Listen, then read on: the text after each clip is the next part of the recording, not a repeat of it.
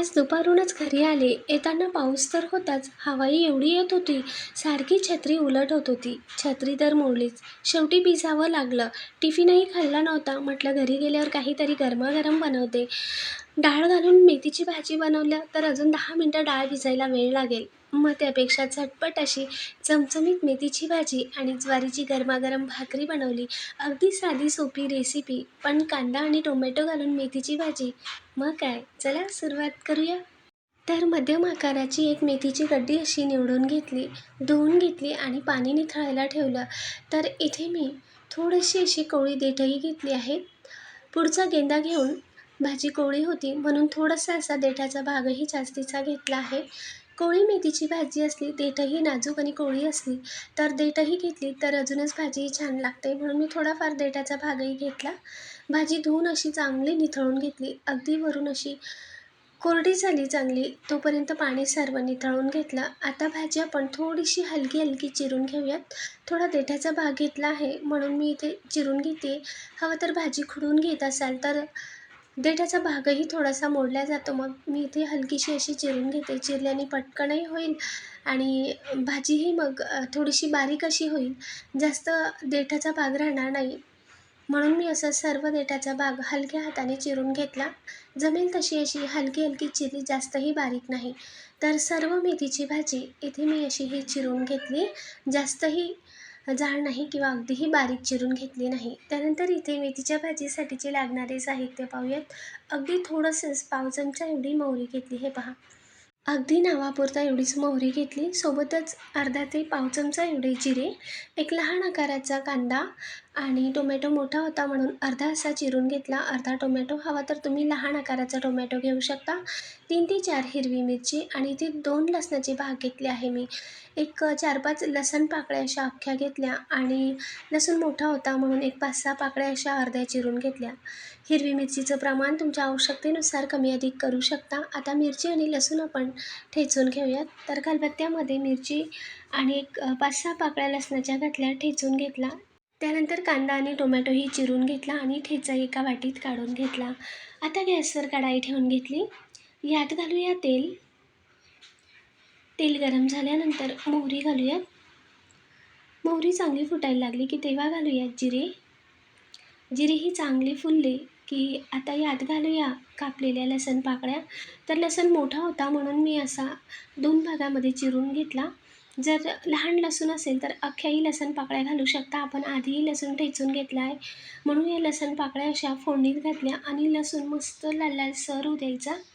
आता लसणाचा रंग चांगला बदलला तेव्हा यात लसण आणि मिरचीचा ठेचा घालूयात आणि परतवून घेऊयात. आधी घातलेल्या लसणच्या ज्या पाकळ्या आहेत त्या लालसर झाल्यानंतर मगच ठेचा घालायचा. खूप छान मेथीची भाजी लागते. त्यानंतर आता चिरलेला कांदा घातला आणि कांदा गुलाबी रंगावर मऊ होईपर्यंत चांगला परतवून घेऊयात. लसणाच्या ठेच्यामुळे अजूनच मेथीच्या भाजीला चव येते आणि मध्ये मध्ये अख्खा लसूण असा लालसर खायलाही खूप छान टेस्टी अशी ही मेथीची भाजी होते. अगदी साधी सोपीच, पण चवीलाही भारी लागते. आता कांदा परतवल्यानंतर यात घालूया चिरलेला टोमॅटो. टोमॅटो नसेल आवडत नाही घातला तरी चालेल, पण एकदा करून पहा, छान होते मेथीची भाजी.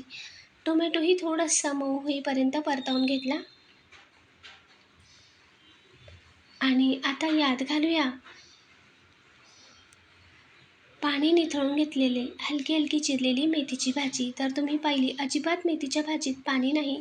आपण वरून मेथीची भाजी घातली तर एकसारखी भाजी सरसर अशी खाली आली. अजिबात मेथीच्या भाजीमध्ये पाणी ठेवलं नाही आणि मेथीची भाजी घातल्यावर एक 2-3 मिनटं चांगली मोठ्या आचेवर उलटपालट करून घेतली. भाजीचं प्रमाण कमी झाल्यावर आता चवीनुसार मीठ घालूयात. असं प्रमाण कमी झाल्यावर जर मीठ घातलं तर मिठाचा अंदाजही बरोबर येतो, म्हणून भाजी थोडीशी परतवून घेतल्यानंतरच मीठ घालायचं आणि मीठ घातल्यावर आता 2-3 मिनटं पुन्हा चांगली परतवून घेतलं. 1 ते 2 मिनटं. मीठ घातल्यावर थोडंसं पाणी सुटतं. आता 1-8 मिनटं मोठ्या आचेवर अशीच भाजी ठेवली. आता झाकण ठेवून मंद आचेवर 1-2-3 मिनटं भाजी शिजवून घेतली. मंद आचेवर झाकण ठेवून 2 ते 3 मिनटात वाफेत भाजी चांगली शिजली आहे. अगदी लपथपीत अशी, थोडीशी ओलसर वाटते म्हणून यात घालूया आपण जाडसर कुटलेला 2 ते 3 चमचा एवढे शेंगदाण्याचा कूट. दाण्यांचा कूट असा मी खलबत्त्यातच कुटून घेतला आहे. थोडासा जाडसर असा जाडसर कूट छान लागतो, अगदीच बारीक नको. आणि 2-3 चमचे शेंगदाण्याचा कूट घातल्यावर अजून एखाद मिनटं चांगली परतवून घेऊयात, उलटपालट करून घेऊयात.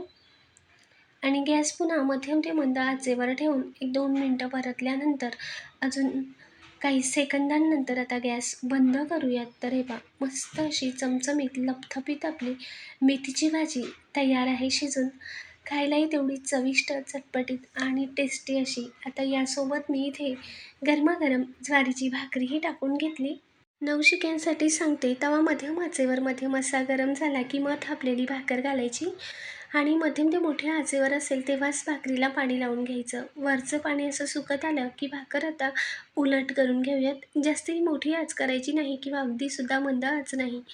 मध्यम आचेवर भाकर उलट केल्यानंतर आता भाकरी मध्यम आचेवरच या बाजूने चांगली भाजून घेऊयात. जिथे वाटत असेल राहिली आहे तो भागही एकसारखा भाजून घेऊयात आणि भाकरी आता उलट करून घेऊयात. भाकरी मस्त अशी टम्म फुगते, अगदी पापड येतो. तर या पद्धतीने मी गरमागरम भाकरीही बनवून घेतली. मेथीच्या भाजीसोबत ज्वारीची किंवा बाजरीची, नाचणीची कुठलीही भाकरी छानच लागते आणि गरमागरम असं रुचकर साधं सोपं जेवण तयार आहे. या मंडळी, ज्वारीची भाकरी आणि मेथीची भाजी खायला. तर भाकरीही बघू शकता तुम्ही, अगदी पातळसर अशी आणि मस्त पापड आला आहे. तेवढीच खायलाही स्वाद आणि चटपटीत अशी मेथीची भाजी झाली आहे. डाळ घालून मेथीची भाजी तर आपण नेहमी बनवतो. आज कांदा टोमॅटोतील साधी सोपी भाजी बनवून बघा. आवडली असेल रेसिपी तर प्लीज लाईक, शेअर, सबस्क्राईब करा.